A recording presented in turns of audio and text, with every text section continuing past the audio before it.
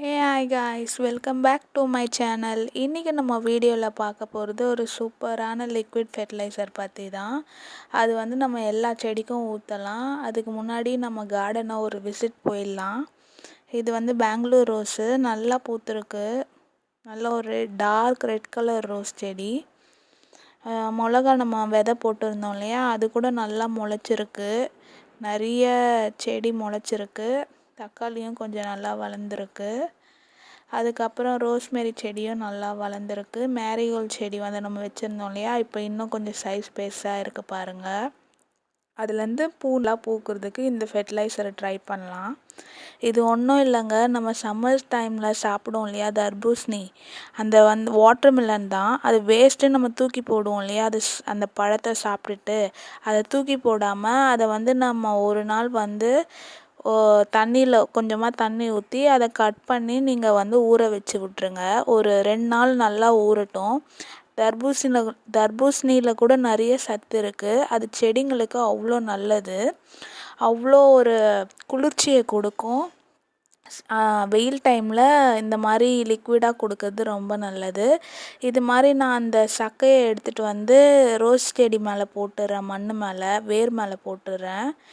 ஏன்னா சூரியன் டைரெக்டாக அதில் படாது வேர் மேலே. அதனால் இது தடுத்துக்கும்.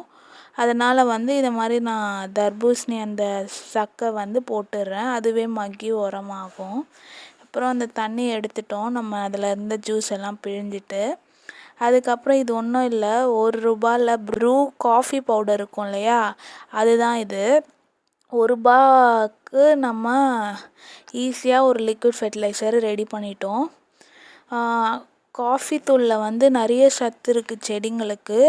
அது நம்ம சும்மாவே தண்ணியில் கலந்து ஊற்றினாலே அது ஒரு நல்ல ஒரு சத்து தான். இது மாதிரி நீங்கள் ஊற்றிக்கோங்க. இது ஊற்றிட்ட பிறகு நல்லா மூடி போட்டு குலுக்க விட்டுருங்க. குலுக்கிட்ட பிறகு இதை நம்ம செடிக்கு ஊற்றி விட்டுடலாம். எல்லா செடிக்கும் ஊற்றலாம். ரோஜா செடி, செம்பருத்தி செடி, மல்லிகைப்பூ செடி, ரோஸ்மெரி செடி, அப்புறம் எல்லா செடிக்குமே ஊற்றிடுங்க. நல்லா தண்ணீரை ஊற்றிடுங்க.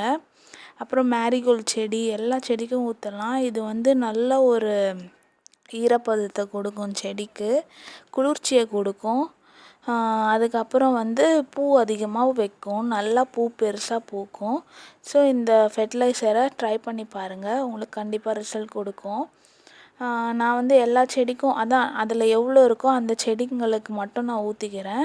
நீங்கள் உங்கள் எல்லா செடிக்கும் ஊற்றணுன்னா இன்னும் நிறைய வேஸ்ட்டு தர்பூசணிங்க எடுத்து நீங்கள் சாப்பிட்டுட்டு வேஸ்ட்டுன்னு தூக்கி போடுறத எல்லாத்தையும் சேர்த்து மொத்தமாக நீங்கள் தண்ணியில் ஒரு 2 நாள் ஊற வச்சுட்டு ஒரு 2 பேக்கெட்டு காஃபி பவுடர் போட்டு அதை மிக்ஸ் பண்ணி நீங்கள் செடிங்களுக்கு கொடுக்கலாம். இது மாதிரி செடி நல்லா பூ பூக்கும். தேங்க்யூ ஃபார் வாட்சிங் திஸ் வீடியோ.